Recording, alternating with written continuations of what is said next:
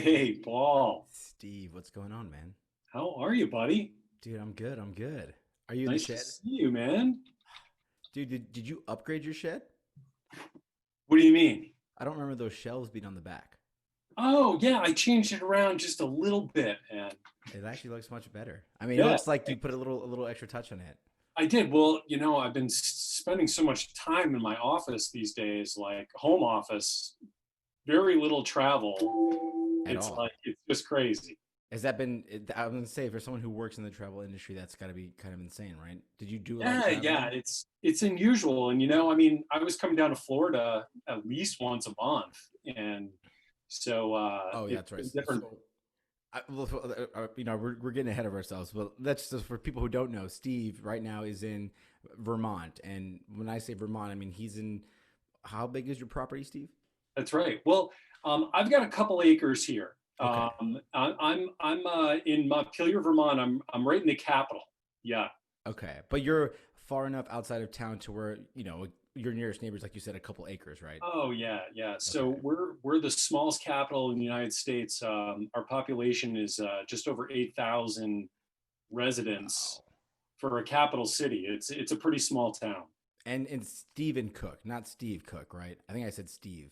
Yeah, Steve is fine. Steve. Steve is Okay. fine. Some Yeah. people get really weird with that. Like, no, it's Steven with a PH. Don't forget it. No, no, no, no, no. You're good. You're good. So, Steve, welcome. First of all, one of the things I think that first of all we worked together briefly, Yeah. and one thing I appreciated about you at the time was that you had worked in the travel industry, but you weren't like a typical kind of travel industry person. You're I don't know, maybe just because it's the Vermont thing, but I know also after that particular company when whatever when COVID happened, you moved on to this kind of outdoor travel thing, right? And you actually did travel kind of in the midst of COVID throughout the U.S., right? Yeah, yeah. How I've traveled a couple of times during the pandemic. Yeah, how's um, that been?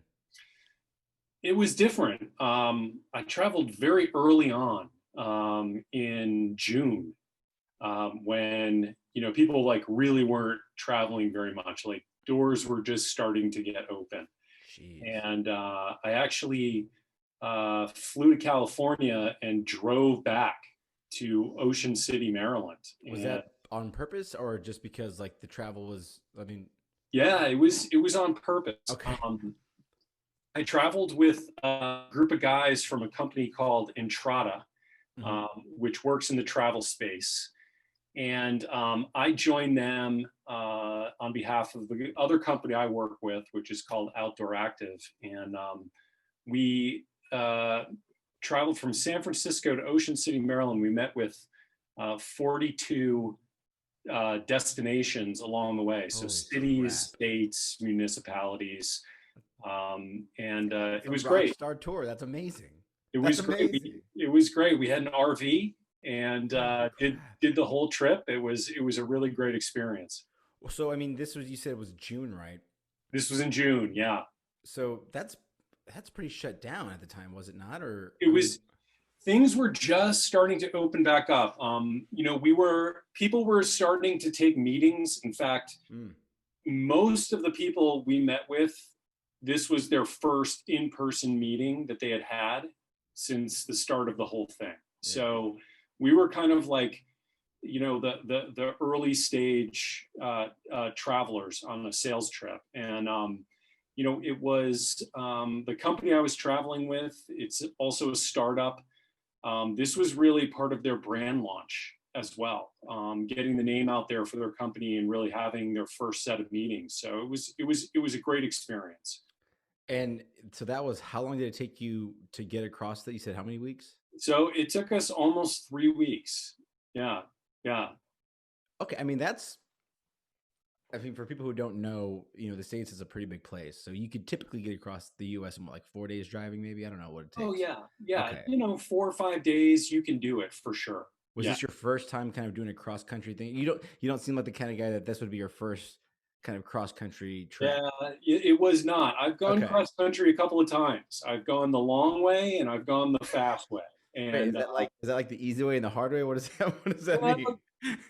you can take the big highways, Yeah. and you can get across the country pretty fast. But it's not a very pleasant experience. You know, you're Yeah. sharing the road with semis the whole way. Hmm. It's just not a lot of fun. But then you could take the slow way, which is essentially state highways and back roads, and it's a lot more fun, but it does take you a bit longer.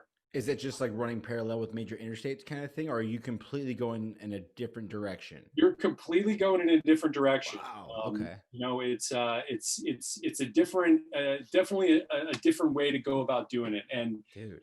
this most recent trip we took very little highway because we were really going from city to city, which is one of the reasons it took us so long.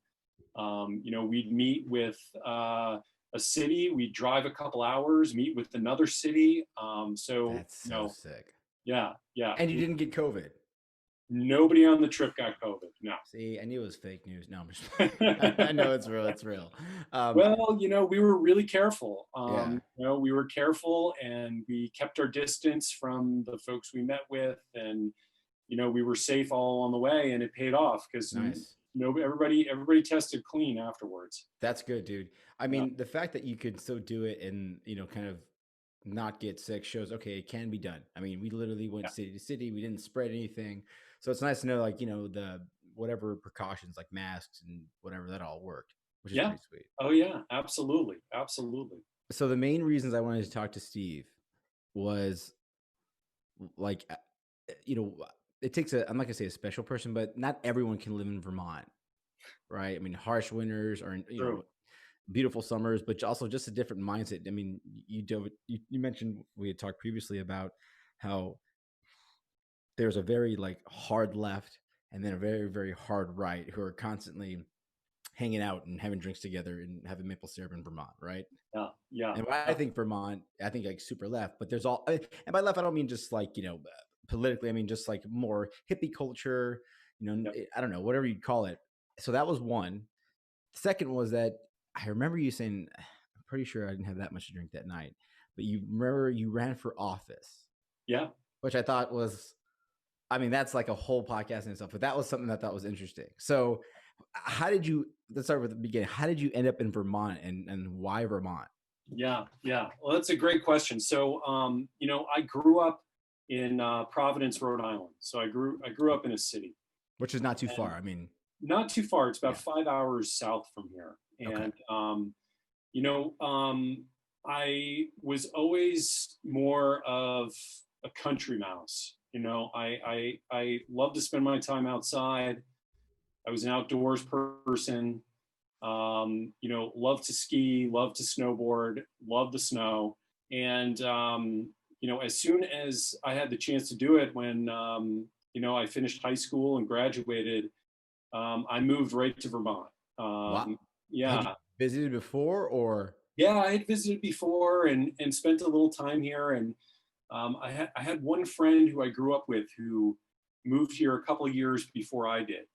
And so I did move here knowing someone. Um, Okay. and I've been in Vermont aside from a couple few stints leaving the state.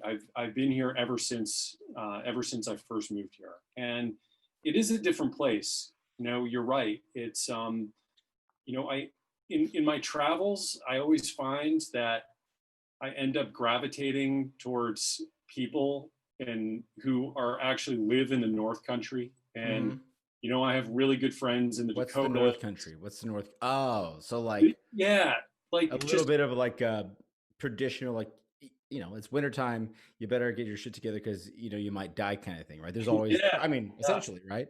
That's right. That's right. There's kind of this survivalist mentality when you live in a place where you have to be pretty self-reliant because things break. You get big weather. You've got to be able to take care of your property and take care of your things on your own. Yeah. Got to stock up on things for in case you can't get to the store for a few days. So I there's a mean, you have mentality behind acres. Yeah. I've heard stories of people like, you said call it the North Country, right? Is that what it. you Yeah, mentioned? Okay. yeah, So where they would go and try and, help their cattle or whatever that, and they have this rope tied so that they wouldn't get caught in a blizzard. And we're sure. talking 10 feet, 15, I don't know how far it is, but not far. And people literally lost the rope and lost their way. We're talking Yeah. between here and essentially, your garage or whatever. Yeah. I Yeah. mean, that's what you're dealing with. Yeah. I mean, you get that for sure. We get some pretty big storms. I think the biggest storm I've ever experienced was about 15 years ago, where we got about 8 feet in a day. That was a lot of snow. That was the biggest one that I've seen. That's above the Um, door, right? I mean, that's oh, like, it's above the door. It's your car is buried. It takes days to get out. It pretty much shuts a lot of things down. I would have gotten a little claustrophobic, I think, just thinking like Yeah. you can't get out, Oh right? I yeah. mean, Oh you yeah. literally can't get out. Oh yeah, definitely, definitely. And so you get stuck. But on the other hand, you get this kind of whole different perspective, because I'll never forget during that storm. I had a good friend of mine who was living at my house with me, and we went out, and took us a half a day to clear the driveway out with machines and Jeez. shovels. And but then Damn. we went out and we started doing it for our neighbors all the way down the road. Mm. And it's like there's this mentality of like you got to work together to be able to solve some of these things you face, like weather, whether it be a bad summer. Things happen. What do you mean a And bad?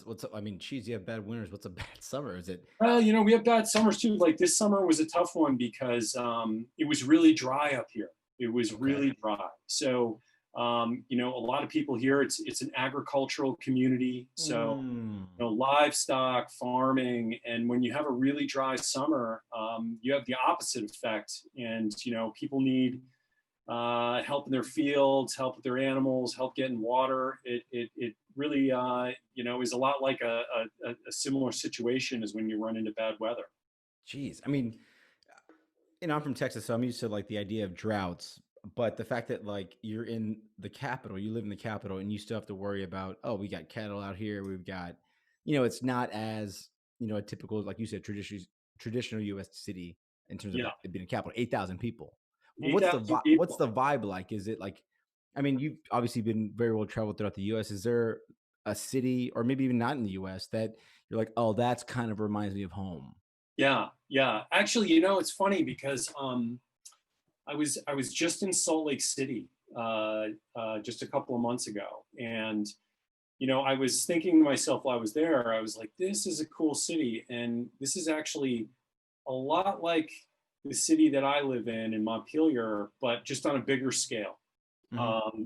Just there were the architecture and the Capitol building kind of reminded me Ah, okay. a bit of this town. But it's a different pace here compared to a lot of other capital cities. I one thing that's really interesting about Vermont is, as a capital, is our elected officials, like our governor, our legislature, our senators, our congresspeople. They're all very accessible. Like, see them a lot. You can meet with them. It's not like in other states where you can't get a conversation in with your elected official, whether it be your state or your city or your local. They're just too busy. They don't have time. Here in Vermont, it's a bit of a different scale. We're the second smallest state in the country. We have under 1 million residents Whoa. in the state. So, we're pretty small. And it's not unusual in Montpelier to see, our Congress folks or elected officials just kind of having lunch downtown. Do you And actually like speak with them? I'm like, listen, man, this new highway project that's going to roll through oh here. yeah, oh yeah, Okay. yeah, That's okay. absolutely, That's kind of badass. absolutely, absolutely, yeah. It's I'm gonna drink some Remy. I've never actually had Remy on a podcast. I've always drink beer. I don't know why. I think yeah. um you don't drink, do you? Right? You're not a drinker. I don't know. Do you mind? I mean, I assume there's some stories there, like you don't have to share the story, but is it a worthy story of why you don't drink, or is it just like you got tired of the hangovers? Because I know that's Yeah, kind of where I'm yeah. headed.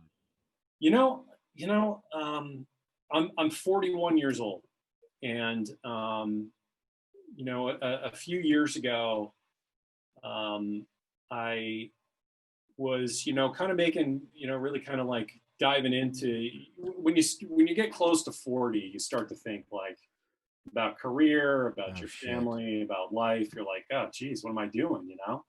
Yeah. And one of the things I decided to do was just cut it out altogether. And so it's been over 3 years now since I've had a drink, and it's it's kind of changed and shaped the way I approach a lot of things, and in a really positive way. And it's Are you not talking for about everybody. are you meaning like are you referring to you not drinking or are you referring to like as you've approached 40 you're Yeah, I think both. I mean, I think a lot of it comes with maturity, kind of like hitting this point in your life where you're looking at what you've accomplished so far and where you want to go, because mm, you realize how quickly time flies. 20 dude, yeah. years goes by like Have this. you seen, and I want to order this, but I'm also like horrified of the just general panic it'll give you on a daily basis. It's a calendar you can get, and you can it's because I think we all have marked, I don't know what the number of days that a typical human being lives if you want to be Oh like man. 80.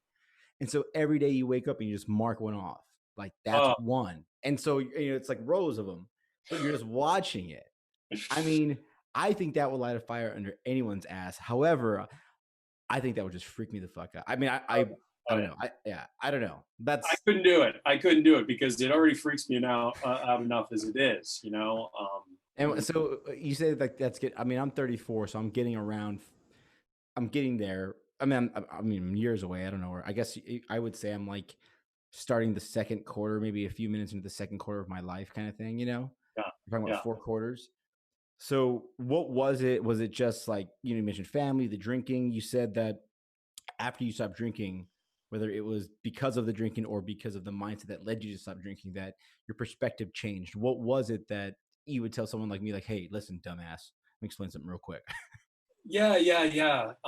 Well, first and foremost, like I would never tell someone to like, take that choice. I think I make that choice. I think it's a very personal Mm. choice you got to make for yourself to be like, all right, I'm gonna put that away. I'm not gonna do that anymore. And You could tell them like, hey, I think you should do this. yeah, And yeah, yeah, sure, okay. sure. But ultimately, like, I don't. I Yeah. stay away from that. And for me, it's something that I just do for myself. And I've worked in the hospitality industry and in the tourism industry for nearly my entire career, and it's a career that parties. Let's be honest, Yeah. right? It's a career that in an industry where people are fun, energetic, have a good time, drink a lot, and I finally reached this point where I was like, I'm not going to do that anymore.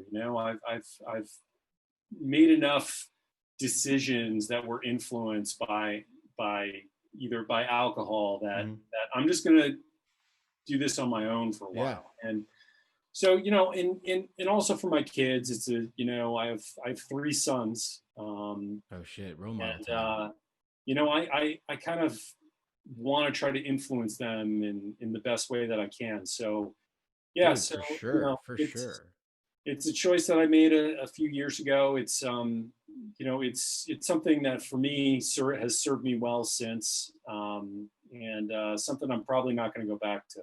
Yeah. Well, I mean, it sounds to me like you mentioned, like, first of all, I know people who have drinking problems. I know people who didn't have drinking problems. They're just like, I don't want to drink anymore Yep. because health reasons, because like, no, dude, it's a waste of time. Or, they have other vices that maybe take the edge off, if you will. So I don't think there's anything wrong with that. What I'm interested in is, when you hit 40 and you stop drinking and, because your sons and your family, obviously your perspective changed on the world. It wasn't necessarily marking off the calendar how many Yeah. days, but something kind of happened. You're like, okay, was it more of like, I don't want to waste time anymore? Or, Oh, man. what happened after the fact? I'll What tell did you. you do differently? It's I kind of like flipped the whole script. I mean, I really blew everything up. I blew my world up, man. Like, in and I had a great career. I was actually working.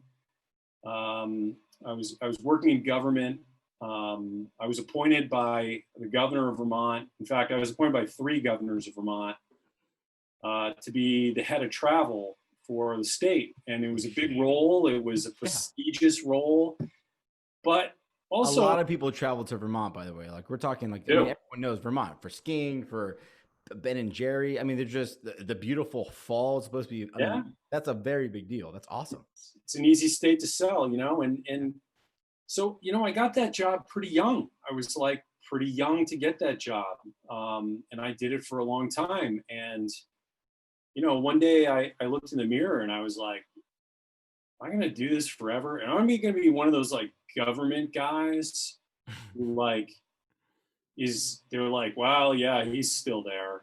Like, he's just been there Yep. all along. Yep. And I was like, you know the guy I'm talking about. They're all over the place. And I was like, no, I'm not going to be that guy.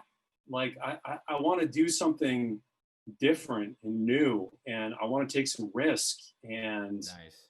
I want to try something different. And so, my I decided to leave, and went and worked with. That's where we met, and I worked for a small tech startup and in the same space, and that's a big jump.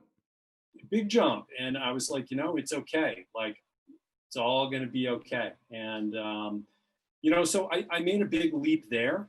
Was this where did running for office come into play? Was this when you were working for the government? That was early on. That was I was pretty young back then too. And I just to lay it on the table, like I'm fairly, I fall to the side of the right. So I'm more of a conservative, but which is a big thing in Vermont, which most people do. I mean, look, I think, oh, look, it's Steve, it's Bernie Sanders. I'm sorry, Steve. I think, yeah. I mean, that's just what, again, as first of all, I'm in Florida now, but as a Texan, I always just thought, okay, Vermont always goes blue. And when Bernie popped out, I was like, well, that makes sense. And I don't mean that in a necessarily negative way, because I'm sure he has some really innovative ideas, but I think most Americans, most people think of Vermont as, there's not a lot of people, not to say a lot of, not a lot of people who have that mindset of, like you said, right? Yeah, the mindset. Yeah, it's few and far between. I got to tell you, it's we typically are a more democratic state, definitely more to the side of blue, and have been for a long time. Or we were a very conservative state quite a while ago, but as things change, so so when I did run for office, I pretty much knew that it wasn't going to happen. But because you're running on because I was running as a Republican, but I still wanted to press and challenge some of these voices out there who were running against me, because and I knew I didn't have a chance, but I thought it was important that there was some opposition there, that there was like another perspective, another point of view. And until I stepped up to the plate, there wasn't. Like there wasn't a Republican running. So I said, "Look, what was the position? Can you say what you were running for?" Yeah, this was a city seat. So this was a local seat, and there are no Republicans that have ever held a city seat, I think, at least in the 20 years that I've lived here. There's at all. So it's a very one-sided, point please of tell view. me you have a huge Trump flag in the front of your, like, please tell me, like, you're like one of like 10 people. I mean, I'm just curious, like, I mean, what are the numbers? Like, do you have like because, I'm not asking who you voted for, but even just to have that mindset to run on that platform in a state like that. It's very small. It's very small, and it's a minority for sure. But you're all hard workers. There's the gross mindset sometimes that, oh, you're left, you're lazy, which I'm not saying isn't the case. And, some maybe ways, I don't like to generalize, but I assure you I'm assuming there are people just like you who work just as hard as you, who vote left regularly, right? Absolutely, absolutely. I mean, it's a hardworking state. I mean, I have so much respect for the people who live here, and I have respect on both sides of the Yeah, aisle. So much. I mean, that's good. I'm A dating lot a of people don't Democrat. anymore. A lot of people don't anymore. You know, they're crazy. I'm dating a Democrat now, and so it's like we have lots of great debates and conversations and Yeah. discussions, and it's all okay. I How think come you didn't play dirty when you ran? That's what I want to know. Like, I mean, what happened as you were like? I mean, was there some cool spots that like maybe I had some momentum, along the way? Did you enjoy it? Was it just like a terrible experience? Because I've never ran for office. I think it'd be kind of cool. yeah, it was a grind. It was really tough, and Wow. it's not something that I could see myself doing again. Mm. It's hard to put yourself out there. It really is, because you have very smart people, who it takes a certain mindset to run for office, and when you're running against opponents who are very smart people and challenging, and they challenge you in every angle and in every direction that you go, and I mean, all due respect, that's the name of the game. Yeah. And so it became something that and it did get a little bit ugly, and I decided it was something, I let it go. I knew it wasn't going to turn into a seat. I knew I wasn't going to get elected, Yeah. But you're because still doing your American thing, right? It's like, hey, like that's that's right. That's right. yeah. And That's and right. I mean, no wonder they like knew everything. That you said they'd been there forever. I mean, that's why they were so knowledgeable about all these little intricacies because they never left the place. They're that guy, And I think what's worse sometimes is, at least in my opinion, is that seeing that guy who's just like, oh, he's still there as a senator for 50 years, or I'm like, come on, dude, like just move on to the private sector, go make some money, like go get a real fucking job. I mean, it's like public service used to be this idea like you go in, it's not supposed to be great and grandiose, so it sucks, it's grind, like you mentioned, Yeah. right? Like you give your all because of your community or whatever, and now it seems more like this cushy, like, oh, what do you want to do? I want to be a politician. Yeah. Like to Yeah. be sleazy, to be a lifer. It seems lazy truly it seems fucking lazy. It seems lazy as Yeah. hell. I mean, I'll tell you, I'm a big fan of term limits. I can't believe we don't have them. Yeah, I mean, that's crazy. Yeah, we should. it's something that really bothers me, because I feel like these lifelong career politicians, they've lost touch with reality. Hell yeah. They have lost touch what it's with really how tough it can be out there, and it bothers me a lot. It Look, bothers me. man, I've lived in DC. I know exactly why the houses on Capitol Hill are so damn expensive, Yeah, because they're all owned by these think tanks and these corporations who lease them out to XY senator from Texas, and oh, it's my Halliburton home, enjoy it. It's right across from the Capitol. It's an obvious thing, and the perks and all this bullshit. So, I mean, I worked for a software and advocacy group, who I'm not going to say I went to events where like senators were there and people of, who were elected officials. It was just so grimy, yeah, right? I'm like, yo, like, what the, like, how are you making all this cash? Like, why are you such a rock star? Like, where's your people back in your district in South Carolina who are, hungry as hell? I don't know. It just seems so grimy to me. It really did. yeah. So, I'm with you. I'm with you, and I feel like people have got to be in the trenches, and any of those folks in Congress who say that they're in the trenches, I mean, they're not. They're shielded from it yeah. in so many ways. And I love seeing new folks getting elected and coming in, because you can tell, like, in the first early years, like, they've got the heart, Yeah. they've got the But then it energy. fades, right? They fall into, it's Faith. like, I don't know, man. It almost seems inevitable. So that's why I think term limits is a great idea, because eventually you fall into the bullshit. And you It's just, so true. yeah. It's so true, and you lose touch. Like, you forget what it's like to be out there, just to be an individual working hard and trying to take care of your Yeah, family. making your home office freaking, upgrading with these beautiful wall shelves you have. I mean, it's amazing. Did you paint that wall too, or has that always been white? No, I did. I painted it. Dude, it So looks amazing. so so I built this little room Typical right. Vermont, When I, right? yeah, Yeah. when I started working Cut a from couple, home, what do you cut some trees down, some maple trees down? Like I'm gonna build this. I well, they didn't quite go that far, but mean, like this used to be outside, right? And like this is the wall to my house, like the outside wall. oh shit. Okay. And so I built this, Nice. and I was like, I want it to be kind of industrial. So I like put the metal ceilings and the OSB on the walls, and I heated it, and I built this whole thing Dude, with my own two hands. I assume like do you have like one fireplace in the house? Like how do you keep warm in those winters? Is it like just straight heat? Like, Well, we've electrical got heat? yeah. It's so I do burn wood. So I've got Nice. a couple of cords of wood. I just got it stacked and finished So you have like a fireplace inside. a couple weeks ago. I got a fireplace in Okay. the house, and then a lot of people rely on just like an oil-based hot water boiler or hot forced air. You got to refill. Don't you have to refill those oil Oh yeah, boilers? oh yeah. You got Dude, to I fill it lived up. in Boston, right? Right after college, was going to be a rock star, moved to Boston, had our first winter, and the girl I was dating at the time, who's now my wife, she was freezing all the time. And my best friend, roommate at the time, was like, bro, we can't keep the house at 75 in the winter. Are you crazy? You know how expensive it's going to be? Like, whatever, let's fill up this boiler.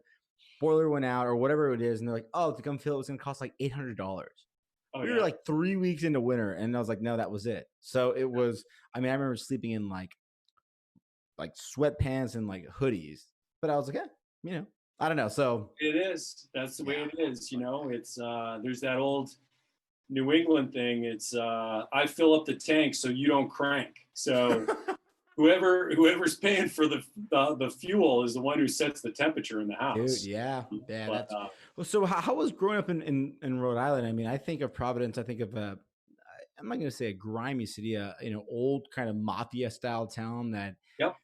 other than Newport, in terms of Rhode Island, which is those beautiful old, kind of Yeah. great Gatsby style homes. I mean, what was that like? Was it a pretty rough, or was it? I mean, what was your No. I experience? mean, Rhode Island was. I love Rhode Island. It's a great state. Providence is an amazing city.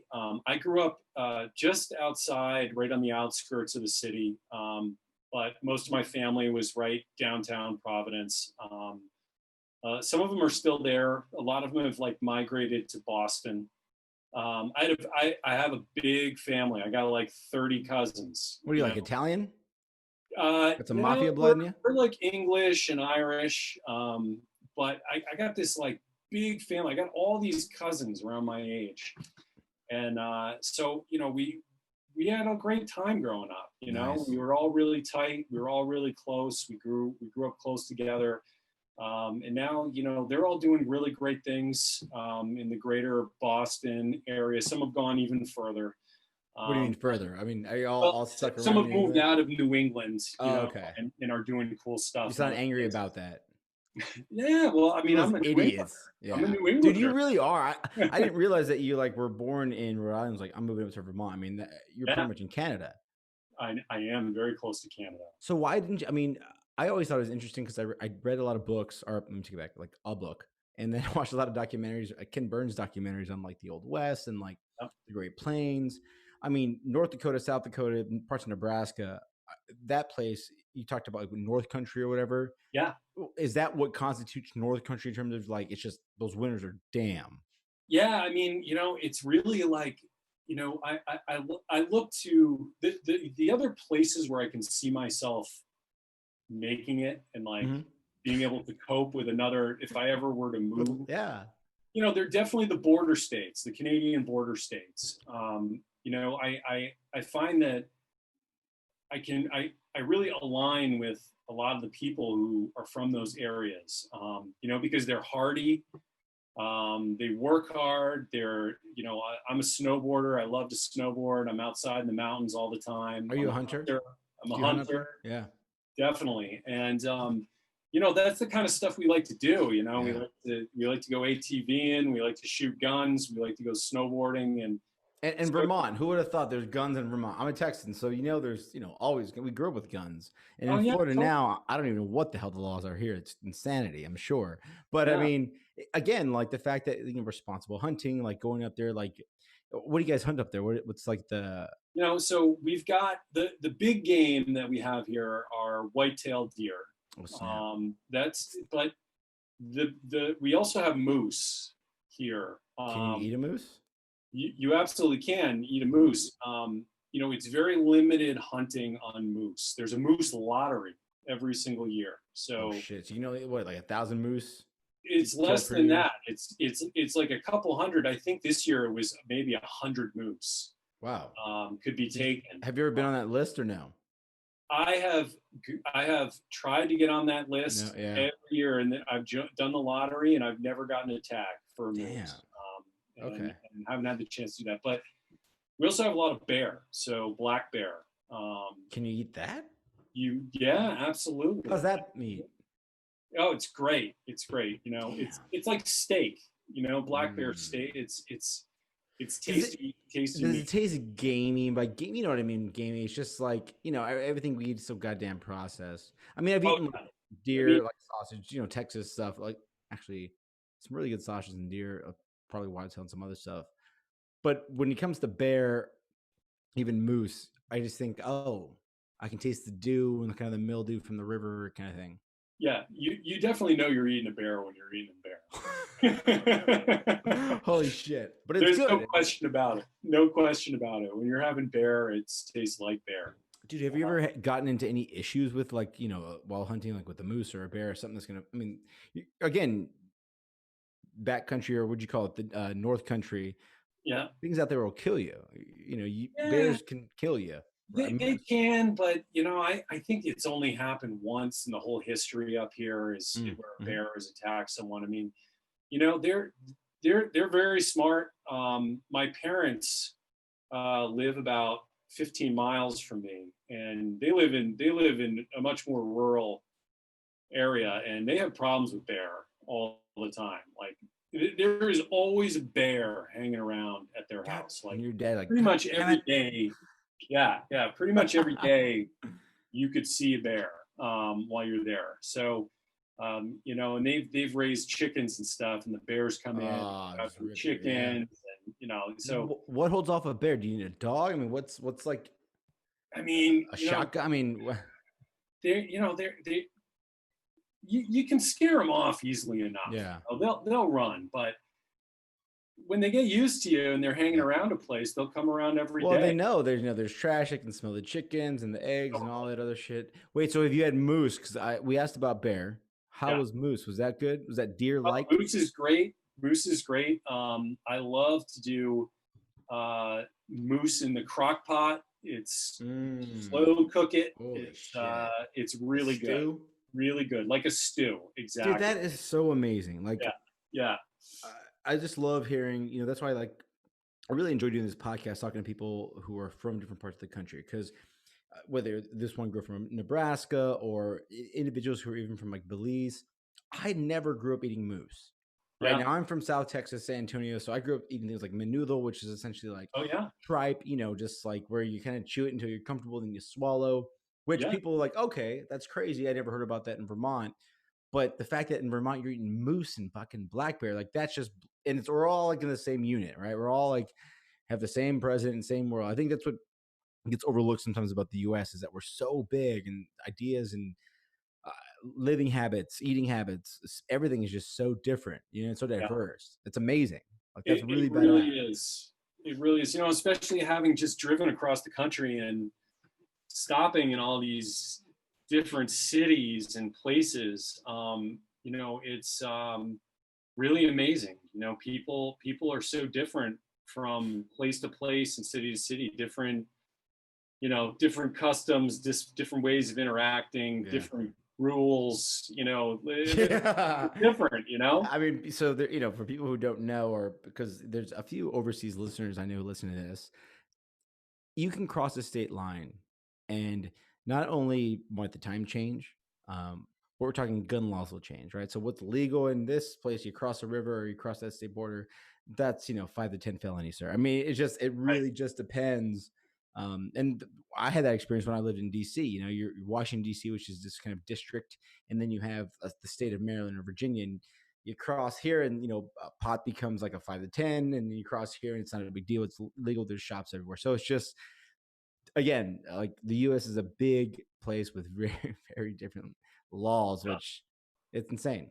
Yeah, absolutely. I mean, I think just going from San Francisco to Las Vegas, you're talking like two completely different worlds. I mean, desert and beautiful, like San Francisco's beautiful. You got to wear jackets in the summer, right? I mean, yeah, I mean, San Francisco is all right. It's changed a lot. It's I was not the gonna same say, place wait. it used to be. Is it as ridden with? I mean, I've heard California is pretty much gone to shit, but I've heard. Look, I'm not gonna criticize what Gavin was it Newsom, Yeah, but yeah, any politician who says we'll reconsider anything opening up till after the election, you just lost all credibility with me. But yeah. the point is, I've heard that the homeless population in areas like San Francisco, LA, San Diego have gotten just almost uncontrollable. Yeah. I mean, it's bad, and a lot of people are. It'll be really interesting to see what happens in cities like San Francisco Yeah. in the next 6 months, because what you're seeing now is people are leaving, and there's Well, because you don't remember what brought people there? Tech, right? It's Facebook, Yeah. Twitter, all these Silicon Valley, and then first of all, we all knew that you could always work from home. It's just a fucking gab. Yeah, But now that you can really work from home, it's like, okay, I don't need to pay this gross rent. So totally. no one can afford these overpriced places. They're all gone. The Yeah. homeless population is through the roof. I mean, when you were there, did you notice a difference in, was it June? Oh yeah, definitely. I mean, my brother lived in San Francisco for a long time. He actually moved during the pandemic. He moved back in right before I got there, actually, in You June. moved to Vermont? No, he moved to Don't say which I Texas. guess I Don't guess say you could Texas. call Don't say little Texas. Okay. little San Francisco, which is Austin. Oh, God damn it. Look, I don't mean to say that. I do. I just, the as a Texan, and again, I know I live in Florida, but I'm a Texan. And, Yeah. it's since I left Texas, which is like 2008, there's always been this reoccurring thing like Californians are moving there. My brother works for a major like financial bank as an investor, and he knows for a fact that there's tons of Californians moving there to work at his branch. And I'm totally cool with it. I'm totally okay with it. But like tech, but just don't ever forget why you moved there. You know what I mean? I mean, Well, yeah. you know what I'm saying? I say that every day. I'm like, because it's happening here too. We have a lot of people moving to our state from Boston and Massachusetts, and I tell people that all the time when I first meet them Yeah. when you first move here. As I say, look, don't ever forget why you moved here. Yeah. Don't try to change it into what you left. Yeah. Like And just it's, and I'm not, again, like politically, whether I voted for Trump or whether I voted for Biden, it doesn't matter. What we're talking about is the fact that, like, when you left a certain place, that particular, and we're talking on a local level. I mean, people freak out about the presidential election, like, oh my God, it's going to affect you tomorrow. Stop it. Right. We got the Senate, we got the House. I mean, there's checks and balances that mean, like, yes, eventually something will trickle down that messes with you, but really it's your local shit on a state and local level that really impacts you. So that's specifically what I'm referring to. But, when you think about, California versus Austin, you think about Austin being this little, like, very liberal spot in this big, red Texas. It just is a little bit unnerving to think that, when you go there, like you said, don't revert it back to the way it was, right? Yeah. And what I'm thinking, Stephen, is that, we got to move to like fucking Wyoming, right? If Yeah. everyone's moving to like Vermont, like I mean, look, dude, I saw a college football game and they were playing, I think in like, I don't know, wherever Boise State is, probably Boise, Idaho. Yeah, Idaho. And I was like, I'm sorry, there's a college university there, and I just saw those mountains. That's where I need to go. Oh yeah. I mean, so, maybe it's not a bad idea to move to fucking Fargo or just outside Fargo, because no, I mean, freedom's free, right? I want to be able to hunt what I want to hunt. Not everyone bother me, right? If I want to go outside without a mask and be a dumbass, which I'm not, I obviously wear my mask. You see one here. Yeah. It's just, it becomes a bit much, and I don't know. I think, and I'm sure you might have some thoughts on this, but like with this whole pandemic, just like 9/11, every time something like this happens and you let someone tell you what to do, You just risk the fact that like that'll always be the case, right? You never get that Right. when they can say, in the same 6 months, hey, there's a massive flu outbreak in 3 years, just a regular fucking flu, influenza, shut it down. Well, Yeah. like that becomes unnerving to me. Yeah. That makes sense. Yeah. Sorry, I was not a political rant, but just a freedom rant. Well, yeah, we get desensitized, right? Like my mother always taught me this, ever since I was a little kid. She said, they chip away at your rights, all the time. And it's a little piece now and a little piece next year. But before you know it, all those little chips add up to a big piece of the pie. And suddenly, without even realizing it, over the course of 10, 15 years, you've lost a big part of your rights, and so where's the line drawn? I don't know. But it's I agree. It's like the more we normalize this kind of, I think about my kids who, I have older You sons. can't go to school. I'm sorry, you want your kids to learn on this fucking laptop? I'm sorry, man. High school, middle school, all that was hard enough, like with, being social, and you need that stuff. Now, like sit at home, like it just seems insane that someone can say that's the way you got to live now. Yeah, I mean, it's they I think they suffer from it. They lose interaction with their peers. They're having to learn differently, and it's just it's really tough. We struggle with it just in my small household. I can just imagine how other people who don't have the same opportunity as I do, which is like pretty good internet and happen to have a few laptops kicking around. Wait, so do you have like some badass like man, if I lived, so I'm trying to convince my wife, I really, really, really wanted to move to like the Texas Hill Country outside of Austin, but now that everyone's moving there, I'm over it. So I think my next spot is going to be just outside of like Nashville in the Smoky Mountains. Oh yeah, yeah. Right. Like I feel like Tennessee's got at least a ways to go before it, becomes Texas. Even though, God damn it, I love Texas. But I had this like weird goal of being completely off grid, like having like a Tesla power pack, like having my own, water supply that's, region, either rainwater, whatever the case is. But like that's an ultimate goal. So again, while you live in Vermont, when we talked about this before, I was like, dude, like he's a couple steps ahead of me in terms of like being completely self-sufficient. I mean, is that your goal there in Vermont, or like, what is that? I mean, it's not. Let's put it this way. I feel like life is tough enough as it is, right? Like I know some people, like I've got some friends, they live like off the grid. They know the aliens are coming. They're ready. They live like you park your car and you got to carry your groceries about a mile to get to their house. Well, I'm just trying to prepare. Yeah, I'm just trying to prepare for like when the aliens come and civilization falls apart, but not at the, at the expense of convenience, right? Because I like the one trip from the car to this, for the groceries particularly.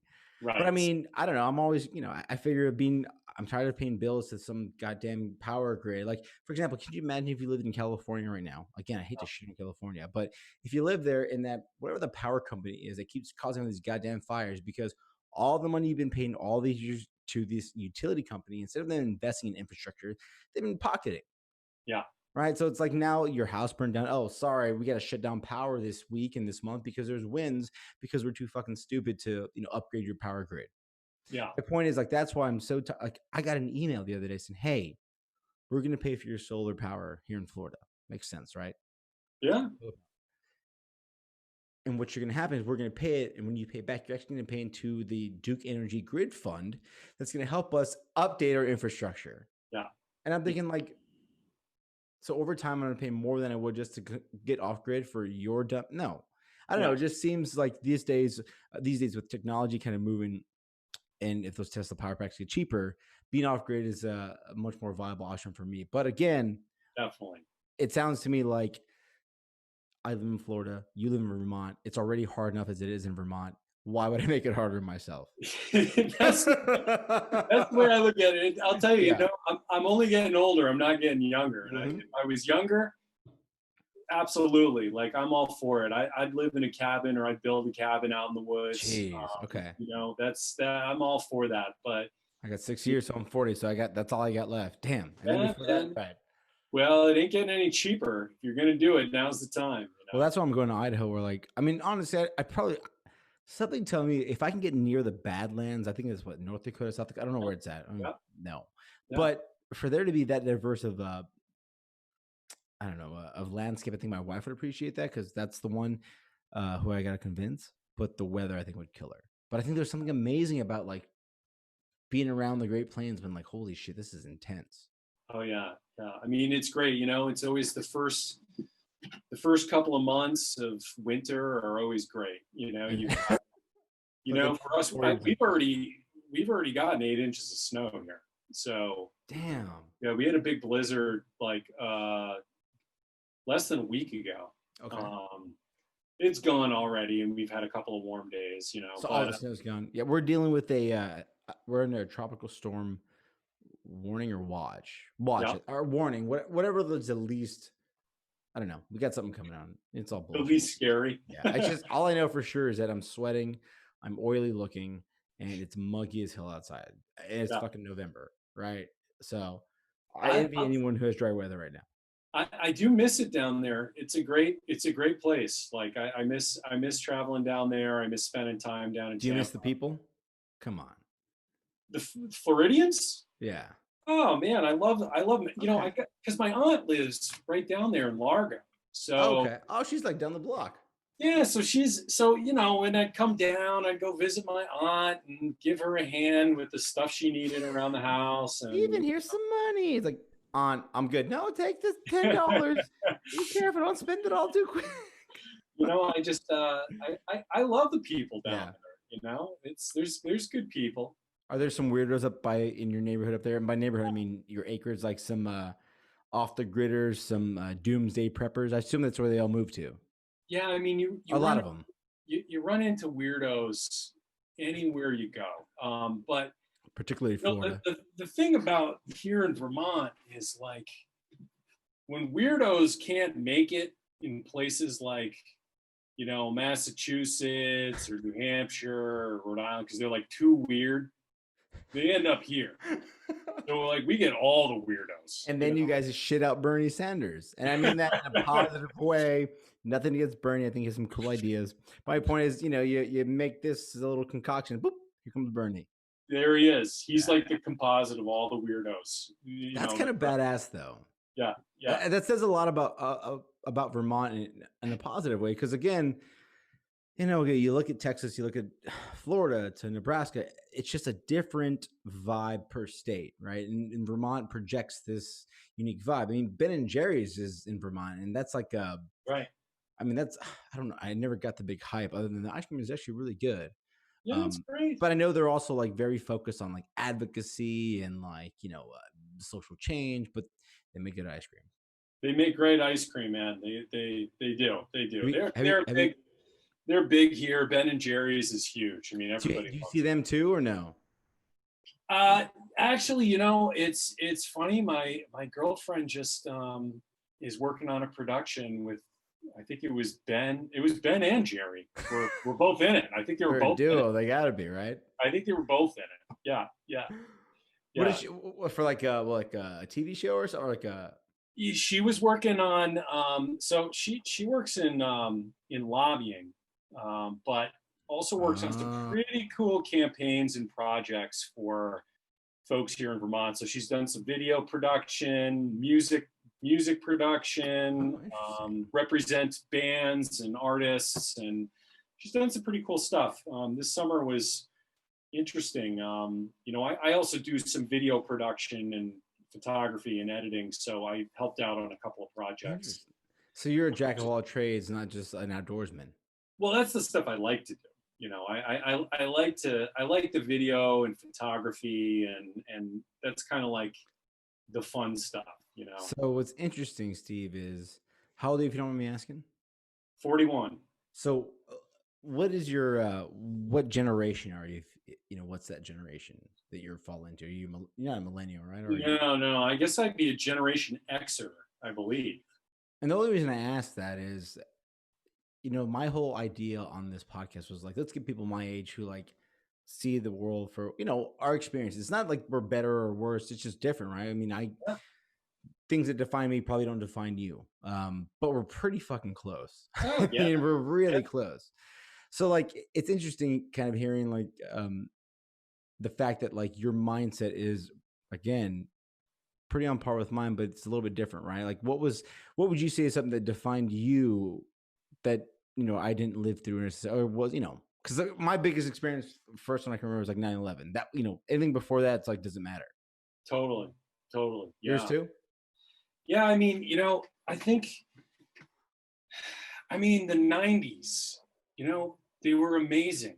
Like Yeah, I I remember. think about it all the time with like, Nirvana and like, the music So how and old are you when Nirvana, was it grunge. 3? Pardon, what's that?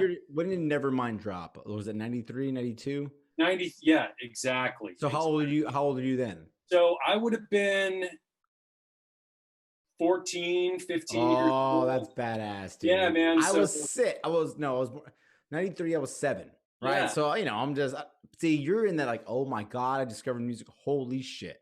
yeah, That's badass. exactly, man. Between that and then also like, The 90s. you got like hip hop and where you got like, Dre and Snoop Dogg coming on the Oh, map fuck. and Tupac and Notorious B.I.G. in Tupac that and battle. it was like, Holy shit. Biggie, and I grew, I like loved, I still love hip hop today. That's pretty Yeah. much, mostly what I listen to. And, so, that, I mean, I'm starting to sound like one of those old guys, but I'm like, man, they didn't like music. And what's where music is today is just so completely different Yeah. from where it was back then. And, the music plays a big part in my life, and Well, I see kind the of like, guitar behind you. Are you a musician or no, my can girlfriend you play guitar? is an amazing musician. Oh shit. Like Okay. she's a very good guitarist, vocalist. Like she's really good, but she's a different generation than me too, Mm-hmm. right? 'Cause she's your age, so Okay. but I think about, But we appreciate that music, like Nirvana. Like I'm a huge fan of Nirvana. In fact, oh yeah, I was totally, a drummer, so like the first song I ever learned how to play was "Smells Like Teen Spirit" as a drummer. You know what I'm totally, saying? Yeah. totally, man, totally. But at the same time, like you think about music and how it defines you. And Mm-hmm. for me growing up, like hearing something on the radio and then like going to the store to buy a tape CD. or a Yeah. A CD. tape. A tape. A Yeah, tape. man, a tape. And then, coming home and like putting it in your stereo, your stereo system and playing it was like Dude, a cassette tape. cassette tape, man, cassette tape. And I like, remember that. So I bought cassettes. I probably, the last cassette tape I bought was probably like, I don't know, I was 12. And then yeah, like CDs, I got a CD player, because I used to have the boom box with the CD player and the cassette tape. totally. You know what I'm saying? So like, I'm kind of a cross between like the cassette tape of your generation and then whatever the hell came next, which is like this digital world of insanity. Right?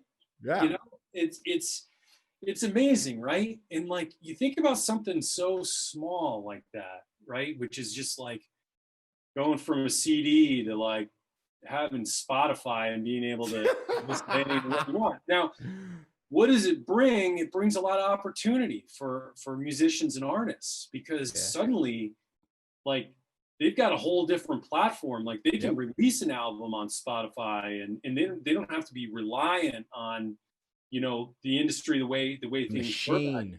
then, and Yeah. on the machine. And it's a really cool thing, but also like it creates a lot of competition in that industry, so Yep. I mean, I don't know. anyone can be quote unquote a musician now, right? You release some shit on SoundCloud or whatever, like Skylar Sounds, this company, like they have this guy Elmer Raddick who does like this dance music. You know what I'm saying? Even like this podcast, like Yeah, I can put it on Spotify. It's on Spotify. It's on whatever. You can find it anywhere. It almost it's unique because now there's no true barriers other than like, do people actually like it? that's right, that's right, Yeah, that's it. definitely. If you're good, yeah, I mean, eventually it'll catch on. If you're not good, no one gives a shit. Totally, Yeah. totally. So, for me, like this summer, I worked on a couple of single releases, album releases. Doing what? Like I, track? I helped. I helped with video production, so shooting all of their performances. I worked shooting all their live streams, Oh doing shit! marketing. Could we have done better on this one, this Zoom call? Because this, I'm telling you, man, Actually, I think Zoom is where it's at when you're doing live streams. it's interesting too because I'm trying to get the Zoom to connect to. I use this program called Logic Pro. Yep. And there's supposed to be this integration. Man, I looked at it for like 2 hours, couldn't figure out what the hell is going on. But I don't know. I'm glad we were able to do this podcast. First of all, do you ever come down to Florida like now or not anymore? Oh no, I will. Actually, I was just down. I just did a trip a few weeks ago. Shit, we should have done one in person. Well, I didn't make it all the way to Tampa. I was in Savannah. I hit Savannah, Myrtle. Where else? Where else did we go? We went to a few. We went to a couple other cities. Was this for your job or what was this for? Yeah. This was a work trip. Yeah. So what do you do? If so, again, we can't introduce you. You're a SaaS, software as a service, pretty much expert. Well, I don't know about that. I try. I do my best, but it's changing all the time. Dude, yeah. I mean, it is. I moved to hardware just because. Actually, I don't know why. I just thought. No, I moved to hardware honestly because I knew, regardless of if Trump getting out of the office, there's going to be this big challenge. Doggos. There's going to be this big challenge with that we're pushing up against China for like manufacturing and actual hardware, microchips, and I don't know. It felt more pro-American to be a part of an American company that moves microchips and keeps that stuff kind of within the U.S. It was weird. It almost felt awkwardly patriotic, even though again I'm just fucking moving microchips. Anyway, totally. So we talk about software. So the company you work for now, they do like an outdoor outdoor where it's at indoors anymore. Obviously, COVID, you'll get it in a second. Yeah. So the company I work for, it's called Outdoor Active. They're based in Germany. So, have you been yet? Pardon? Have you been to Germany yet? I was supposed to go over for the holidays. They're like shut down now. Oh, dude, it's like code red and shit. Yeah, they're in high quarantine right now. So one of my clients is in Sweden, and last Wednesday they were all in the office, and he's like, nope, as of Friday, everybody's working from home. Yes. Yeah, so Europe did that because they're doing I think it's either 6 or 8 weeks because they're trying to save the holiday season. So, they're having everybody, everybody's going into quarantine for a minimum, I think, of 6 to 8 weeks, something like that. That's insane, dude. Yeah. I'm sorry. Like, again, let's pull out your life calendar. Just mark off 6 to 8 weeks of those little squares that you have.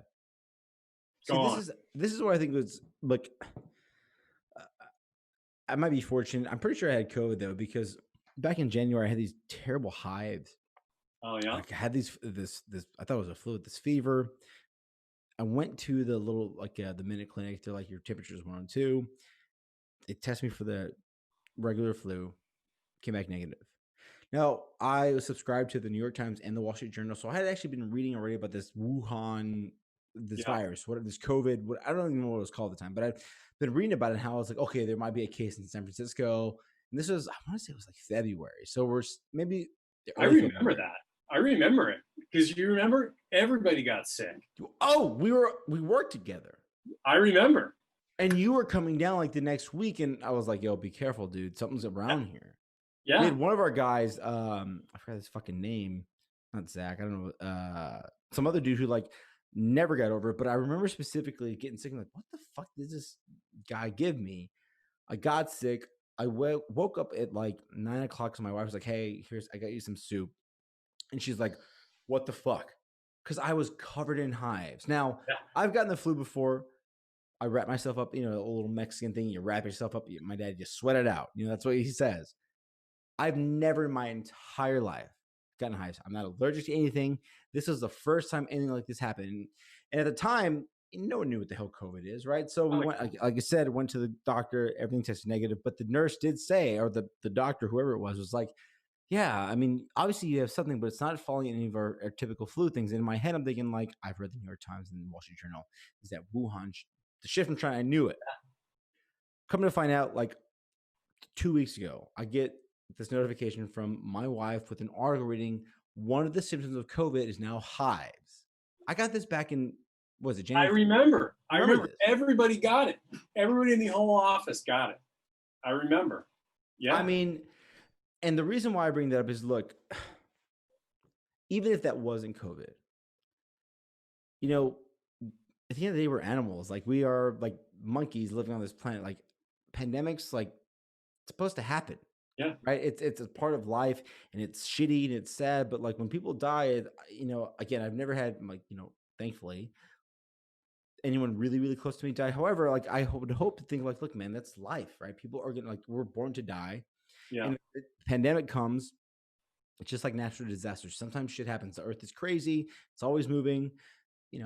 I mean, the dinosaurs got extinct in a second. So the fact that like a pandemic wouldn't come out and it's supposed to wipe up, or not supposed to, but will wipe up some, it's just so pushing this back, the idea that you can keep people in for 6 to 8 weeks. Yeah. When this is supposed to be a natural course of the earth and what we do as living on this earth, it seems crazy. And then we dive back into the idea that, like, once you give that up, what's next? Now that, like, this is the second lockdown for Europe, 6 to 8 weeks. Get the fuck out of here! What are you talking about? Yeah. Well, it becomes.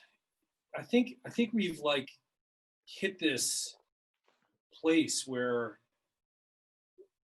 like, you don't know what to believe anymore, right? Like, it's confusion, and there's this kind of unsettling feeling that I think everybody's walking around with, where you talk about COVID, you talk about this bullshit with the elections, you talk about,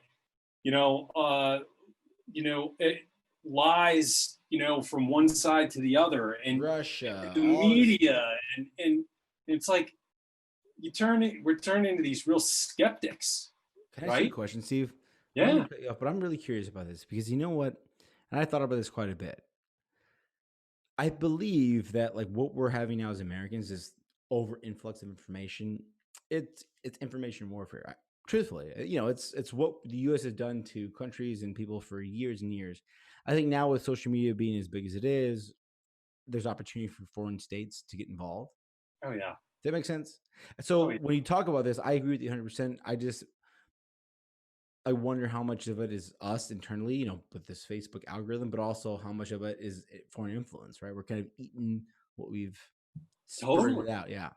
Absolutely. It's like, I'll tell you, I'm taking a social media break, and oh yeah, man. I've never felt better. Right. I deleted that shit from my phone. Did you watch the, what is it? What was that Netflix documentary? Oh, I know. I haven't seen it yet. I heard about it. What made you take the break? Was it that conversation you had about that? Yeah, exactly. Social dilemma. Social dilemma. That's what it is. And I was like, I'm getting like, I'm feeling like angry, right? Yeah, dude. I'm like I don't need to be. Like, I don't want to fight with my friends and shit over stupid politics and whatever. Yep. I'm just gonna delete it. You're not even fighting with your friends. That's the scary thing. You're fighting with Facebook. Yeah. And your perception of your friend. You know what I mean? So I have a very close family member who does not think that. So a very close family member who does vote very left, and that's fine. Like, I'm not saying I vote right or left. Yeah. He is really left, and he should be happy in this moment, but he's miserable because he can't understand why half the country is a fucking idiot. I'm like, Marty, like, take a step back, right? Take a step back. Like, I think that's a dangerous mindset. I think social media has a lot to do with it. And the fact that you deleted it, all you're reading is, headlines and just blurbs, right? But you actually have a conversation with that person, completely different. Totally. But the more you're on the social media apps, I think it, like you said, just, I don't know, it throws you into this weird mindset of anger for no reason. Come on. I mean, who cares? Like, again, Biden won. We're not going to lose. Like, I'm not going to lose my house tomorrow. Like, the world doesn't end.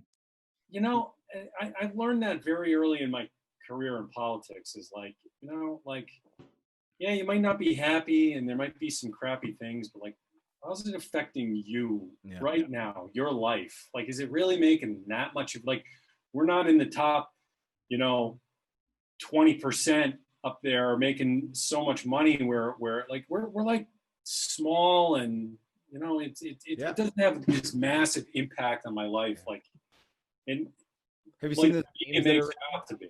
Have you seen You those know? memes that are around that are like they show someone with like a popcorn ceiling or like wood paneling Yeah. walls, and they're like, if you get this wood paneling, Biden's tax plan isn't going to affect you, bro. Just I mean, look, even though like typically, I lean more right in terms of fiscal policies. Dude, I have a gay brother. I have a gay brother-in-law. Like I'm a Latin, I'm a Mexican American, right? So like it's the idea of DACA and like the fact that we tell these people, hey, like we got you, and then like fuck psych. It's like, well, there's a lot of things that I understand with on the left, and then a lot of things I understand with the right. And so that's why I think right now it doesn't matter who won. There's gonna be some very positives that come out of Joe Biden's presidency. Let's hope, and I wish him well. I mean, God, as an American, right? You're not trying to fucking Yeah. that's why I thought it was crazy that people were like, I hope Trump dies. I'm like, are you fucking insane?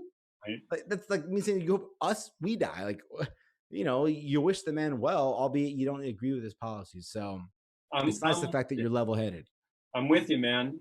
So if there's any advice I can give right now, because I'll tell you, I feel a million times better not checking the news, checking the media, reading the clickbait, like seeing friends bitching at each other. Like, no, On social media, not in person, need though. it.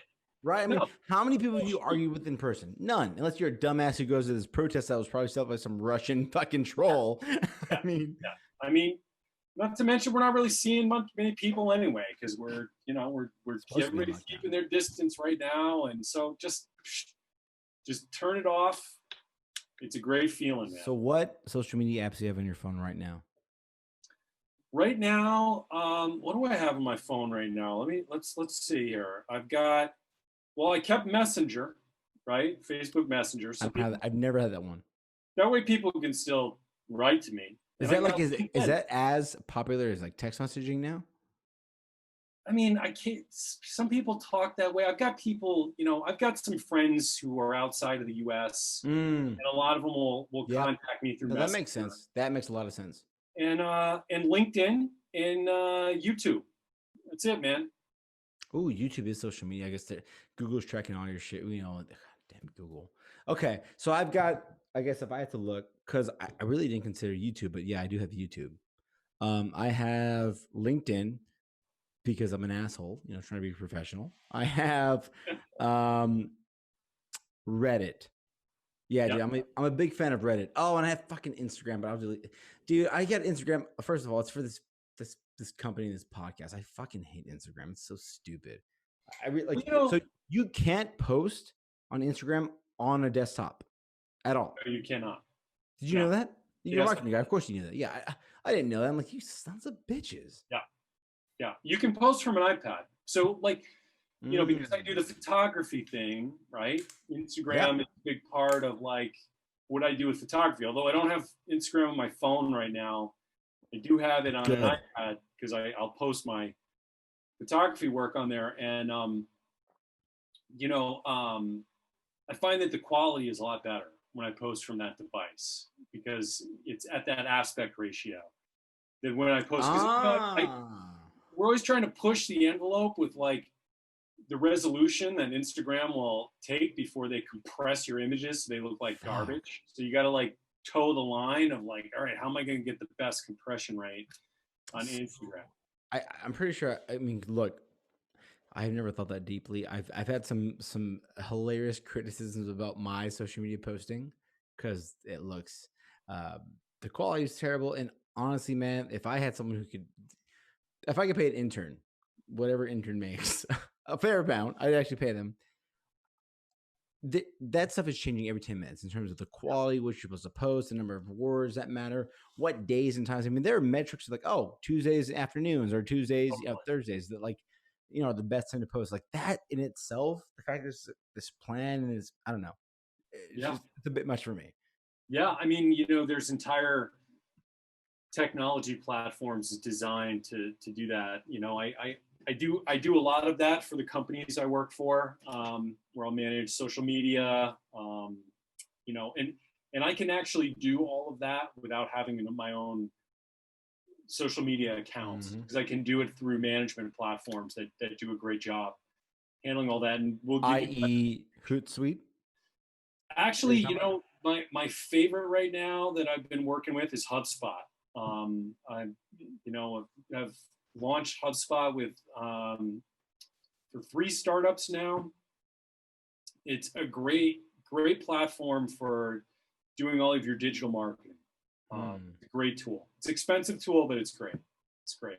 There's a free version, of course, too. But But that's dirt. I mean, All the cool stuff. if you're doing it for your company, where you're kind of like expecting to see some growth in clients, and say you've got a lot of prospects on your list out there, it's going to cost you some money. But if you're just kind of a fledgling, just getting started, there's a free version that works pretty good too. So you talked about, and actually now I remember what I wanted to ask you earlier in the conversation, but you said right now, like, if you do things for your companies, and earlier in the conversation, you mentioned something like, oh, I'm a software expert, not really. And then you said, oh, I do photography, music, but that's what I like to do. And we talked about Generation X versus millennial or whatever. One of the things about this podcast is the idea that, like, do the things you like to do, regardless of, I don't know, just do the things you like to do, because why the fuck wouldn't you? Does that make sense? And look, I'll be the first to say I got a day job. It's cool. I'm learning a lot about, again, microchips and hardware, and how, like, semiconductors and all this shit works on PCB boards. Just a whole new realm of information.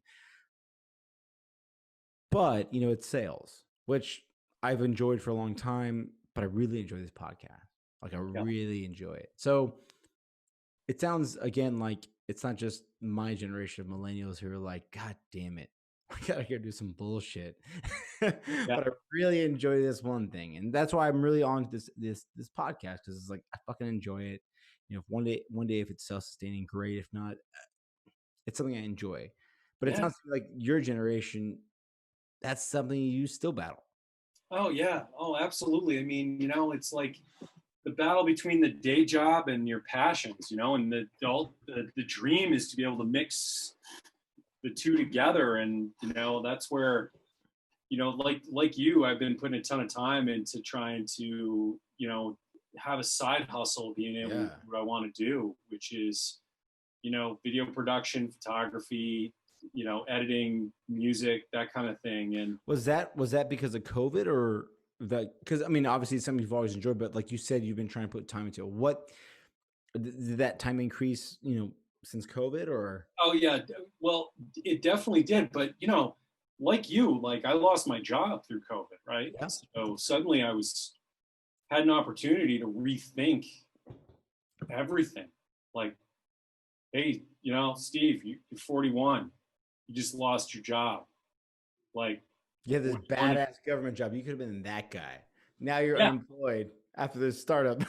Well, but then I'm That's like, awesome, though. That's it's awesome. badass. Yeah. It's awesome. And instead of being like freaking out, like, what am I going to do?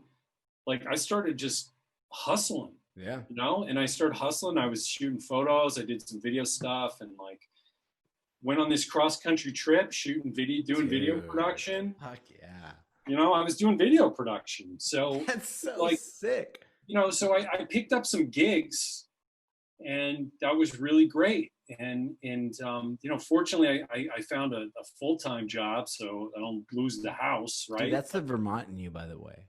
You know, That's that grind aspect of, like, I'm not going to sit here like a dumbass. Like, I got to do something. got to do something. Yeah. And that's Got to do something. that's that Vermont, that hard work ethic. Yeah, Like, yeah. yeah. Can I ask you Well, a question? I don't want to get too intense, but I've actually gotten some responses. So I did a podcast. The last one I did was episode 10. This will be episode. Actually, I did one yesterday. That'll be 11. This is number 12. Haven't released yesterday's yet, just because it just happened, but we're getting it edited. Um, I've actually learned some more experiences about people who got laid off during COVID. This one girl I talked to was hilarious. She literally was like, they laid me off. They called me back 3 weeks later, apologizing for overreacting. Now, since your like post COVID experience, have you noticed the company you're working for now? Have you noticed them being a little bit more?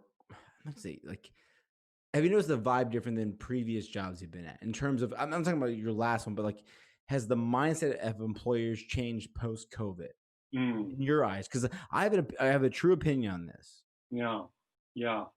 It's a little tricky for me to tell because I joined this company during, you know, the during COVID. So they Yeah, hired me right in the middle of it. So I and don't they're really. growing, right? They're a growing company. They're growing. They're also European companies. So I'm the only one here in the U.S. So it's a Ah, little bit different. But it's a big I'm with market. You're the big you. guy. Yeah. I agree with you. I think there's a whole new mentality about that for employers, which is now like we were talking about earlier.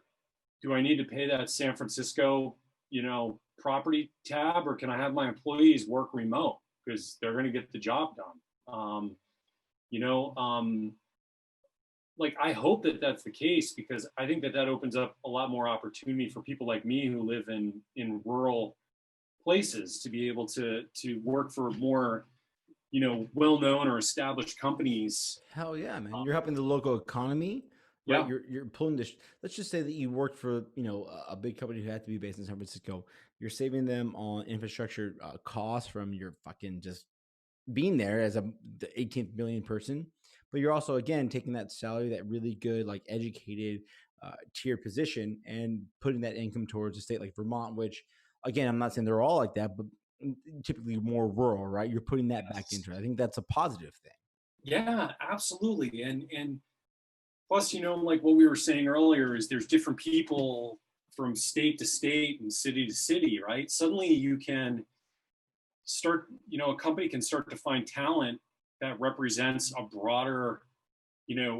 broader spectrum of the United States by having people from different places, who are, contributing to the product or contributing to the company's goals or what they're trying to produce. I mean, I think it's narrow-minded for these companies to say, hey, we're based in San Francisco. Like, if you want to work for us, you got to be here. And that means you got to enjoy homeless people and ridiculous rent rates. I Yeah, mean, I mean, it's ridiculous. I think things are changing in that regard, and I think Good. anything, if there's any benefit or silver lining that comes out of this, I hope that's one of Hmm. Yeah, I think there would be some very, very unique or not unique. I think that there will be some positives. I think obviously there's some terrible losses in terms of the loss of life. And when I talked about the fact that like a pandemic is supposed to happen and people are supposed to die, look, man, like we get old, we die. That's what I meant. But the fact is that like out of all this shittiness, out of these businesses closing for whatever reason, you gotta hope that people like you, like us, like get more innovative. Like fuck it, I'm not gonna just sit here and be like, what's next, right? And that's kind of what I think them. what's really badass with the American spirit. It's like okay, fuck it. I got to keep going. I start a podcast, start some photography, go on a tour of the U.S. during a pandemic with a company that's just like, I need you to do music production. You're like, I do software, but yes, I can also do this. I mean, that to me is that's what America's about. That opportunity. Yeah, I yeah, spoke with someone yesterday who was from Spain, and she just even mentioned like, and it really brought me to like a true understanding of what it means to come here for opportunity. People say, like, "Oh, America's falling to shit. It's terrible." She said it's not. And when the podcast released, you'll hear her reason why. But specifically, she said that, in high school, she had two languages to choose from. Two. It was her local, but Spanish from Spain or whatever that is, and then French. yep, Oh, I'm sorry. No, it was, she knew her Spain or her Spanish from Spain. So it was either French or in English, but we're not talking the English like us. We're talking like an old UK style English. yep, That was it. We're in the US. She's like, I moved here in my senior year and realized, holy shit, I get seven languages to choose from. yeah, When I went to choose for college or choose to go to university, it wasn't like the four universities that it was like, oh my God, you get all this. yeah, So like I just think it's important to talk about the fact that even in like a shitty thing like a pandemic, and yeah, you might lose your software job or you might lose your hotel gig because no one's fucking traveling, or you're a stewardess and guess what? Planes are shut down. Whatever it is, there's always something to do, right? And Yep. it's more of a challenge. I'm not saying it's easy, but it's more of a challenge to figure out what you want to do, how you can get it done, and just going to do it. And you're really the prime example of that, Steve. Really, it's the same shit like me. Like, just fucking do something. Got to do something, right? You can't just sit on your hands all day and, wait for the next opportunity to come in your lap, because like I, through this whole mess, like I've seen people who I've worked with in different capacities for, 15, 20 years, people who are like super, like that I aspire to, right? Like Mm-hmm. people who are like amazing jobs, amazing companies doing really amazing things. And I saw them get knocked out, right? Like they lost their jobs too. And I'm like, wow, we're all in the same boat. It didn't matter at what Ah, you're talking about the level big you were. dogs, the sea level people are like, holy shit. I'm like, yeah, no, you ain't shit. What? So now you're out there and I'm like, wow, man, now I'm like competing with some of these people who are like they've got real talent, and they've done some really amazing things, and they're out there in the same boat. I'm like, I got to flip things up. I got to try doing some things a little bit differently. I've got to like think about the talents that I have, reassess what I want to do, and maybe approach things a little differently. And I have talked to a couple people who have said, this was a real positive wake up call. Fuck yeah. This is a good wake Sorry. up call. Dude, this thing like changed my life in a positive. It's like, you know what? Fuck this. Like, I was just like, I'm so sick and tired of like the fact that like, and I've said this in a couple of podcasts, and you weren't the guy, but at our company, there were certain times when I was like, am I the fucking smartest guy in the room here? Because this is awkward. Yeah. And maybe I wasn't, right? Maybe obviously everyone has different traits and different strengths, but it was in those moments where I was like, okay, man, maybe I should do something on my own. Maybe I shouldn't rely on some fucking jack off capitalist who's like, oh, I made money in selling some bullshit thing that got sold to Google, and now I think I fucking control. It's just like you hire idiots, you hire people who are less than, or you hire individuals who do a particular thing, but I had value, right? Does that make sense? I add Yeah. value, and I think when COVID happens, like, wait a second, that company hired me for a reason, right? I can do something that like they can't. So let's take that and let's put in a direction to make me successful. Photography, Absolutely. right? Like you said, music, Absolutely. producing. I mean, whatever it is. Definitely. Yeah. Definitely. I Not that I'm totally talking shit about that particular company, but God, those guys are douchebags. I'm sorry. Yeah. I don't know if you're at some India, but I've been giving the guys the shit since day one. Dude, all right, I'll talk about this. So, uh, no, I won't talk about it, but they're trying to get me to close out this particular account because you can put money in your 401k thing, and there's going to be longevity. And there's some new jabroni, some jack off, like, hey, close this out, blah, blah, blah. They've been begging me to sign this paper for this thing. I'm like, I'm going to keep my money in your little account, investing my insurance. I mean, look, I'm just saying, like, it made me realize that there's some hilarious people with some serious cash behind them that have no idea what the fuck they're doing. Oh yeah, yeah. Now, Yeah. anyway, yeah, I don't need to put you on. Anyway, it's neither here nor there, but I'm gonna keep that in there. So, anyway, Steve, we've been going for a little bit. I don't want to keep you too long, man. I know you got it's pitch black here. I'm assuming it's pitch black up there already. It is, man. It gets early. Man, 5:30. It's already dark these days. Jesus, dude, and see, Steve, this is another reason why I'm like, wait, I'm sorry. I go to the office at 8:30. Yeah. I leave at 5:30 when it's dark. The fuck am I? I mean, what are we doing? What are we doing? I know. So that's why I think I'm honestly I'm more envious, and actually I look up to you because of the fact that like I'm in my office and whatever I get next, I'm gonna work from here. Yeah. There's this innovative spirit to you that's it's a professional innovative spirit, meaning like you can find the professional jobs that everyone's looking for, but do it in your own way, and that's pretty amazing, dude. So kudos to you. Thanks, brother. Yeah. Well, I don't want to keep it that long, Steve. So we've been going for a little over an hour and a half. Obviously, I got to ask you. It's a thing that keeps hopefully all these podcasts kind of connected. I mean, you've talked a lot about some, not drinking, about moving to Vermont, about this mindset of this, this kind of survivor mentality that a lot of Americans typically don't have. Also about going up against the grain, right? That political kind of run you had, knowing that no Republican or no person from that seat has ever, held that local city chair. But I got to ask, man, like, is there a moment, or maybe we discussed it already, what was the moment that you had that you're like, I'm going to do something that's like against the grain, right? That's going to, and I ask this again because this has typically been a show for millennials, if you will, but you're the kind of guy that, like, I think needs to be heard, right? What was that moment you had that's just like the rest of us, like, fuck it, I'm gonna do something that makes me happy? It might sound crazy and everyone's telling me no, but I did it and I'm happier and I'm better off for it. Yeah. Well, I talked a little bit about this, but I'm going to go into some more detail Yeah.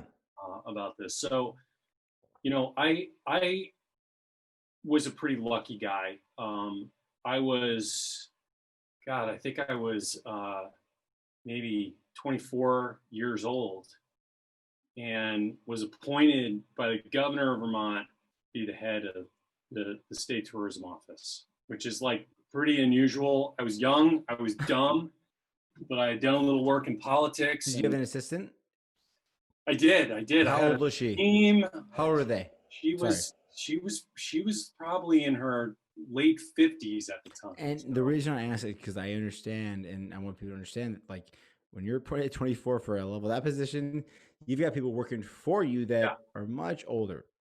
Well, so that's the thing, right? And so, during that time, I worked for 3 governors. I was fired by 2, and then back because, I work at the will of the governor. Was Bernie one of them? Was he a governor? Was he? No. Okay. Fortunately. But, so, the last governor I worked for was actually a guy who I'd known for a really long time. And, I was working for him, and it was like in the bag, right? It was perfect. Like, I could have stuck around and kept this up, and he's still governor today. So, like, I could have still been there.